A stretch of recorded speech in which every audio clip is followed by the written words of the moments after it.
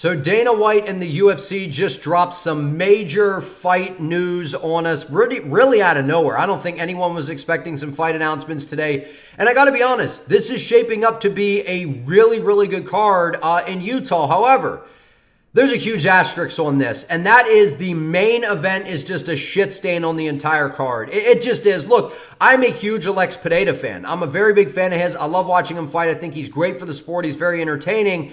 Khalil Rountree should not be getting a title shot. There's a man by the name of Ankalaev who's booked at UFC 308 to take on Alexander Rakic, who's on a hot streak himself, who is the guy that should be next in line, and he should be getting this title shot. And this just brings up the question that we now have the answer to. Is the UFC protecting Alex Pereira from Ankalaev?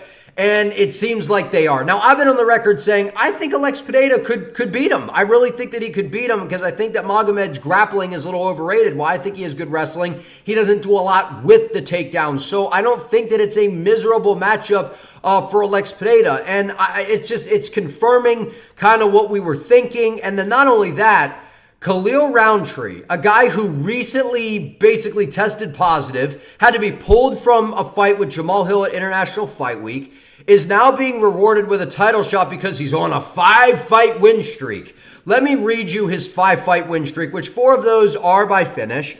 But he has a win over Bukauskas, who cares? A win over Robertson, who cares?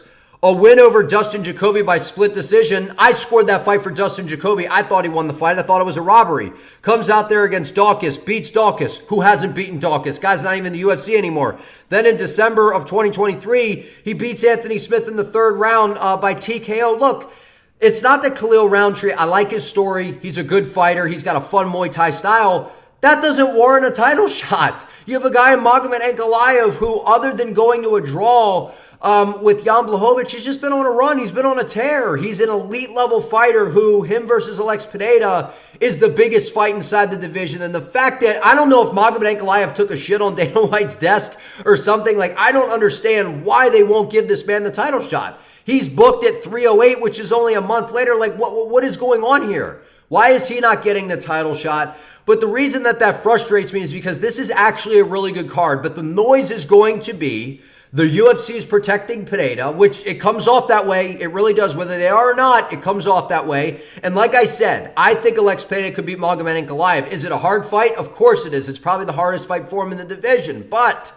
it's not a good look. It's not a good look. And this is one of the most undeserved title shots in UFC history, in my opinion. I don't care that he is on a 5-fight win streak. The quality of the wins are trash. They are. They're bad.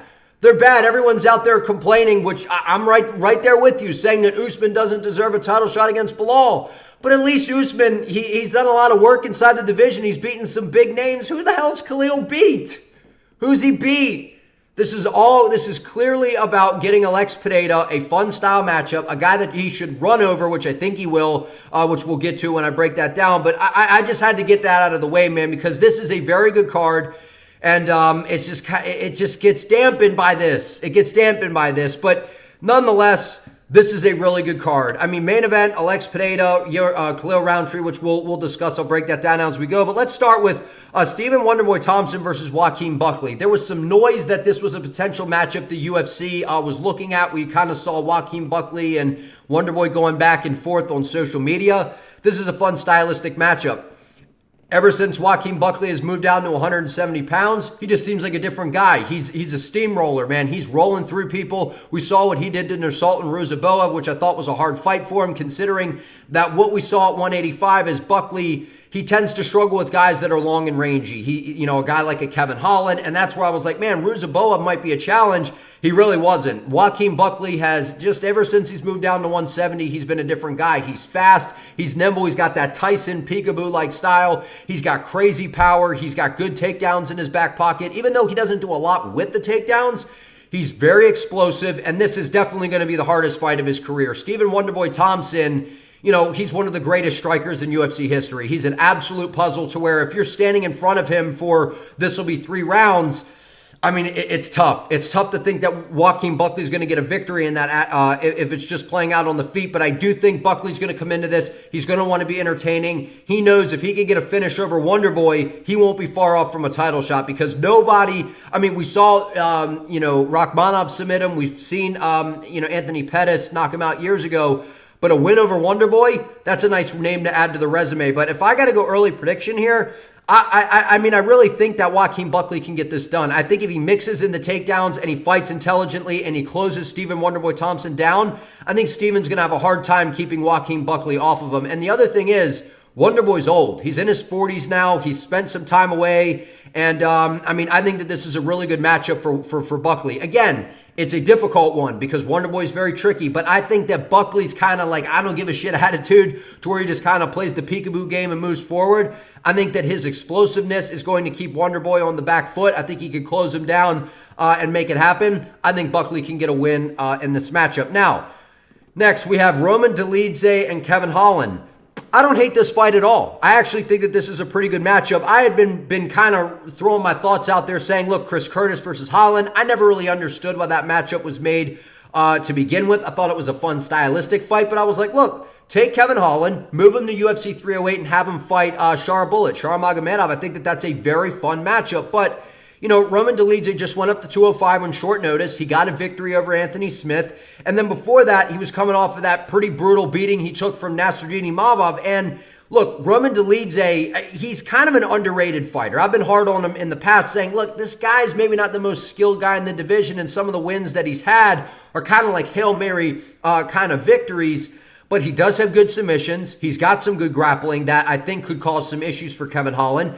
But I think if he pushes forward and utilizes some of the grappling, I think that that's going to be a problem for Kevin Holland. And I really like Kevin Holland. He's always game. He fights, it feels like, every other month. He's got a very exciting style. At 185, Kevin Holland has been really good. Even before he dropped to 170, the guys that have given him a problem are these guys that come out with a grappling-heavy approach. And if Roman Dolidze comes out there grappling heavy, I think he can beat Kevin Holland. But I do think Kevin Holland, there's a lot on this for him because I think if he can go out there and beat Roman, I think that Kevin Holland could possibly, depending on how the middleweight division, because he's a big name and how it shapes up, a few fights away from maybe eventually getting a title shot. I know that people don't look at Holland as maybe a contender, but I think he can get this done. It's a 3-round fight. As long as he keeps this on the feet, I think that he's able to touch up Roman Dolidze. But if this hits the floor, I think Holland's going to be in some trouble, even though Holland does have some good jiu-jitsu of his own. But early thoughts, I think Kevin Holland can get this done.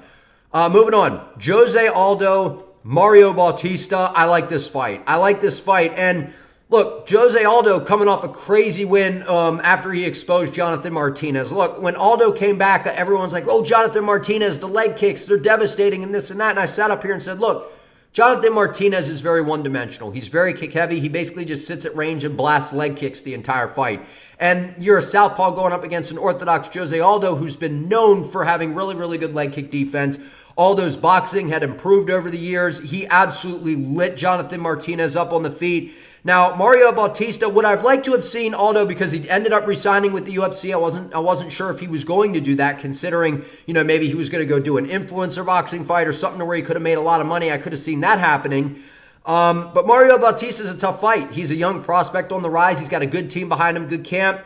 He's a well-rounded fighter. He's got good grappling. But again, Jose Aldo is absolutely sensational, man. I think Jose Aldo can get this done. I think Jose Aldo can win this actually by finish. And not only does Jose Aldo, in my opinion, have a pretty big striking advantage in this fight, at least in the boxing, but Mario Bautista's grappling as good as it is, Jose Aldo has really good takedown defense. I mean, Merab Dvalishvili, even though he beat Aldo, it was an incredibly boring fight because Aldo was not letting Merab just ragdoll him around. He was doing a good job just kind of Merab was stalling him up against the fence, and Aldo did a great job with the takedown defense. So as long as Aldo could keep this on the feet, he could, create separation and make Mario pay. I think Jose Aldo can win this fight. I think that he actually can get a finish in this matchup over Mario Bautista. But again, if Mario is able to take him down and kind of play that game, I can see Mario getting a victory here. But again, maybe I would have liked to have seen Aldo fight somebody ahead in the rankings, maybe a squat ranker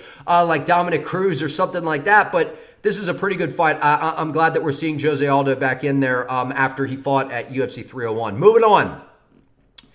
This might be the best fight on the card in terms of just competitiveness, in terms of unique styles. Movsar Evloev and Aljamain Sterling. I've been saying this since the moment he moved up to featherweight and beat Calvin Kattar. There's two guys that when they come across my table as a name, as a possible opponent, if I'm a featherweight, two names that really scare me: Diego Lopez and Aljamain Sterling. And Aljamain Sterling, I think he wins this fight. I think he beats Movsar Evloev. And I know that might not be popular, and some people are going to go, what are you talking about, man? Look, Movsar Evloev is not a finisher. He's a decision machine, and yes, he does have good grappling, and his striking is improving.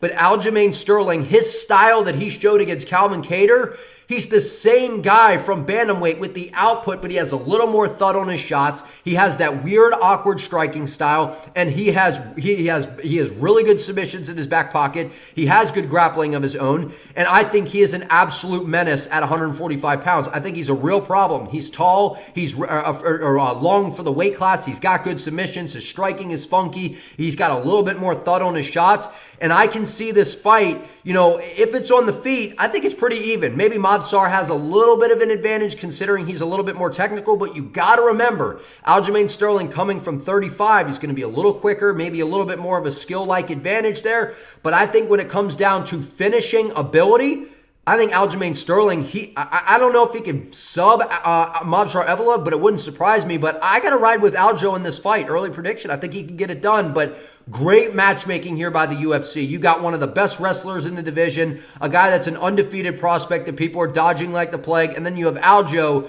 who, one of the best bantamweights of all time. We saw what he's been able to do at 35, moves up, dominates Calvin Kattar at UFC 300, which was a very impressive performance. I was not expecting that at all. And quite frankly, I just think that this is a great matchup. So, I'm excited for that one. Moving on, we got Ketlen Vieira and Kayla Harrison. Good fight. Very good fight here. Women's MMA, man, some of the fights that they've been booking, good matchups. Ketlen Vieira, the striking is improving on the feet. The jiu-jitsu game, we know she's got good submissions in her back pocket, but Kayla Harrison is an absolute monster. Kayla Harrison, someone that I've wanted to see in the UFC for an extended period of time. She was in the PFL, and one of the things about her that people tend to forget, she was very dominant in the PFL, but the issues that kind of presented themselves to her was the fact that I feel like she was limited. She wasn't able to throw elbows. She wasn't able to kind of use the full elements of an MMA fight. And with her being inside the UFC now, I think that she could do that. I think Kayla Harrison wins this fight. Does she get a finish? I could see her controlling Ketlen Vieira on bottom and landing some nasty ground and pound to where the refs has to step in and stop this fight. I think Kayla Harrison wins this thing. And I think that this is a huge matchup for her because if Kayla can get the job done here, I think she fights for the belt next. I think she fights for the title next. And I think she's a real problem. As good as I think Viera is and she is constantly improving, Kayla's a different animal. She's a monster. The power, she's shown that the weight cut, she's able to do it. We saw it at 300 against Holly Holm. Now, I know Holly Holm's very much a shell of herself and kind of a skeleton at this point, but still, good experience for her. But the aspects of a full mixed martial arts fight being available to Kayla now, I don't think anyone beats her in the UFC other than maybe if someone like Amanda or someone like that came out of retirement. I don't know, but I think Kayla Harrison's a real problem. I think she wins this fight by finish. Moving on, co-main event, Raquel Pennington and Julianna Pena. This is a good fight. This is a very, very good fight because Raquel Pennington, she's had an interesting career. She's a name that's been in the UFC in women's MMA for a very long time. She's kind of had her ups and downs, but she's gotten back on track and gotten a nice streak going. She wins the title over Bueno Silva in what was a very, very boring fight. I mean, we have to be honest there. It was one of the worst title fights in UFC history. But why I'm excited for this is Julianna Pena. Julianna Pena is one of my favorite women's fighters inside the UFC because not only does she have a do-or-die attitude in there, she talks shit. She talks shit on the microphone. She understands the game. She kind of brings some hype to a fight. And I think what Raquel brings to the table is not enough to beat Julianna Pena. I mean, but in all fairness, we haven't seen Julianna Pena in basically 2 years. She's been away for a very long time. She went out there, got the upset over Amanda Nunes, came out the second time and lost to Amanda. And then we were hoping that maybe we were going to get a trilogy, and then Amanda retires. Pena was injured. And so there were some different things that kind of took place. But this is a great matchup. I like this fight by the UFC. I think that this is good matchmaking, and I expect Julianna Pena to go out there and get a finish over Raquel Pennington and win the belt and bring a little bit of a spice back to women's MMA, because I think Julia has a very good skill set. She's a dog in there. She's never going to quit. She's going to keep moving forward. She's got pretty good striking. It's improving. The ground game is very good. We've seen that. I think Julianna Pena gets this thing done. I actually think that she's going to run over Raquel Pennington. Moving on to the main event, we have Alex Pereira and Khalil Rountree. You heard my thoughts in the beginning. I thought it should have been Ankalaev. It doesn't make a lot of sense, but let's put the BS aside. Stylistically, what are we looking at here? We're looking at a very fun fight. You got Khalil Rountree, who's a guy who has some of the best Muay Thai in MMA. He has absolutely beautiful Muay Thai technique. He's got that very traditional Thai style. The hands are up. He's bouncing on the lead leg. He's kind of moving forward. He's got lightning fast kicks. He's got really good kicks to the body. He's got really good leg kicks. He does wing and loop on a lot of his punches, which is going to be a huge problem against Alex Pereira. But let's be honest with what this fight is. This is another fight to keep Alex Pereira busy. And shout out to Poatan, man. It ain't his fault. The guy just literally fought at 300. He's up here on the poster. He just fought at UFC 303, saved that event. Now he's turning around a few months later and fighting at 307. I mean, the guy is just, he's one of my favorite fighters of all time, period, in all of combat. I've been following him for years throughout kickboxing. And to see what he's done in the UFC is impressive. This is another day at the office for him, and I expect a first or second round finish by Alex Pereira. Look, this is all about getting Alex Pereira a win and continuing to build him. And he is a way, way, way better striker than Khalil Rountree. I've said Khalil Rountree is the Dak Prescott of the middleweight division. And some people thought that was funny in the video where I mentioned this. And if you're not a football fan, or if you are, what I mean by that is Dak Prescott's the Cowboys quarterback. He's known for those empty calorie stats. That is Khalil Rountree. Dak's out there doing the little hip BS workout in the beginning, and everyone's like, ooh, Dak Prescott's warm-up. And then the Cowboys are down by 80 in the fourth quarter, and Dak's throwing for, 100 yards and 20 interceptions. And in the fourth quarter, he throws for 1,000 yards and 3 touchdowns. And we're like, oh, Dak was fantastic. Empty calorie stats. That's Khalil Rountree. Khalil Rountree's resume is empty calories. I read it to you in the beginning. It's empty calorie stats. The guy should not be getting a title shot. I mean, Jamal Hill, a guy who just lost to Alex Pereira, like, he's been a champion. I could have seen him getting a shot over a guy like Khalil Rountree. I get he's got a win streak, but who's he beating? You know what I mean? But stylistically, it's a fun fight, but Khalil Rountree's nowhere near on Alex's level in terms of the striking. He's nowhere near his level. And I know that Khalil Rountree, he's got good speed, he's got good kicks, but Alex is an orthodox fighter. So when you go from orthodox to southpaw and you're in that open stance battle, it changes the kicks. Those low kicks change because you're now coming across, and it's just different. And Alex Pereira, he's going to be setting him up from the beginning. He's going to start on the calf kicks. Khalil Rountree's going to get desperate. He's going to start throwing the jab to the body, and Khalil's going to, be looping on his shots. And Pereira's just going to catch him with a left hook. This fight is just as predictable as the Jamal Hill fight. And I mean, he's going to run him over. He's going to run him over. This is basically as close to a guaranteed win as you could find in the UFC right now for Alex Pereira. But again, it's going to be a KO. It's going to be fun. He's going to, do some sort of celebration after, and who knows what happens, because again, the way that this is lining up, we see John and Stipe fight, probably in November, and if they both retire, this sets up Pereira to go fight Aspinall for the vacant heavyweight title. Nonetheless, fun style matchup, but again, shouldn't be the fight that's happening. But I want to hear from you all down in the comments. Like this video, subscribe to the channel, help your boy out. I would appreciate it. See you next time.